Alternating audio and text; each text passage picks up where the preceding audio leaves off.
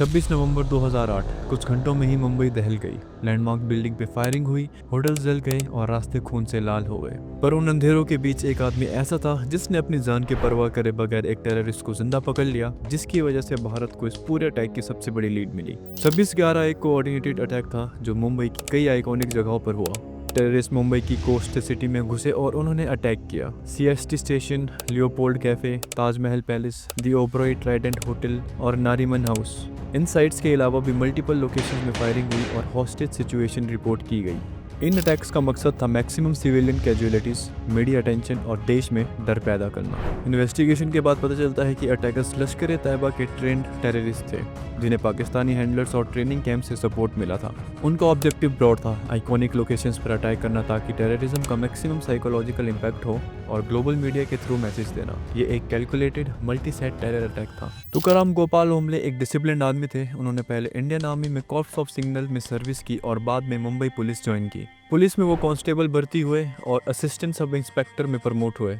उनका background military training और police experience दोनों का कॉम्बिनेशन था और इसी ट्रेनिंग ने उन्हें एक्सट्रीम सिचुएशन में फियरलेस बनाया। उस रात अटैक की वजह से गिरगांव चौपाटे पर चेक पोस्ट लगा हुआ था और कार्स की चेकिंग चल रही थी। तभी वहां एक कार से दो लोग निकलते हैं और फायरिंग शुरू कर देते हैं। दूसरी तरफ से पुलिस भी फायरिंग करती है और एक टेररिस्ट को मार देती है। दूसरा टेररिस्ट मरने की एक्टिंग करता है और जैसे ही तुकाराम जी आगे बढ़ते हैं दोनों को चेक करने के लिए, तभी वो टेररिस्ट फायर करना शुरू कर देता है और वो टेररिस्ट अजमाल कसाब था। तुकाराम ओम्बले बिना डरे आगे बढ़े। विटनेस और पुलिस के अकाउंट्स के मुताबिक ओम्बले ने कसाब का राइफल का बैरल पकड़ लिया और अपनी छाती पर होल्ड कर लिया। ये एक ऐसा पल था जहाँ हर सेकंड क्रिटिकल था। अगर राइफल छूट जाती तो कसाब वापस फायर करके भाग सकता था या फिर आसपास लोगों को नुकसान पहुंचा सकता था। ओम्बले ने राइफल को नहीं छोड़ा और सारी गोलियां उन्हें लग गई। इस कन्फ्रंटेशन में तुकाराम ओम्बले को 40 गोलियां लगी और बाद में हॉस्पिटल ले जाते हुए उनकी डेथ हो गई। इतनी गोलियां लगने के बावजूद ओम्बले ने कसाब को जिंदा रखा और इसी वजह से कसाब कोर्ट के सामने आया और इंटेरोगेशन से इन्वेस्टिगेशन को वो सबूत मिले जो आज चलकर इस अटैक के नेटवर्क और हैंडलर्स तक पहुंचने में मददगार साबित हुए।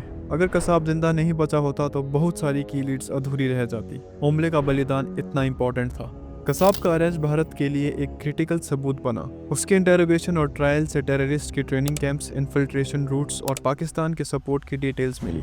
ये एविडेंस इंटरनेशनल लीगल कोऑपरेशन और इंटेलिजेंस शेयरिंग के लिए भी यूज किए गए। भारत सरकार ने तुकाराम ओम्बले को मरणोपरांत अशोका चक्र से सम्मानित किया। उनके याद में मेमोरियल्स और स्टैचूज लगाए गए हैं और हर साल 26/11 पर उनको सैल्यूट किया जाता है। उनकी फैमिली को भी देश ने रिस्पेक्ट दिया और उनका नाम बहादुरी की मिसाल के रूप में लिया जाता है। ओम्बले का सेक्रीफाइस आज भी लोगों के दिलों में एक मिसाल बना हुआ है। सोचिए, एक आदमी जिसने अपनी जान दान करके हजारों जिंदगियां बचाई। तुकाराम ओम्बले जी को हम दिल से सैल्यूट करते हैं। अगर आपको ये वीडियो अच्छी लगी तो वीडियो को लाइक ज़रूर कर देना और अगर ऐसी ही एक और लेटेस्ट जवान के बारे में जानना है तो ये वीडियो ज़रूर देखना, लिंक डिस्क्रिप्शन में है। बाकी चैनल को सब्सक्राइब कर देना रियल, ऑथेंटिक और फैक्ट बेस्ड स्टोरीज के लिए। जय हिंद।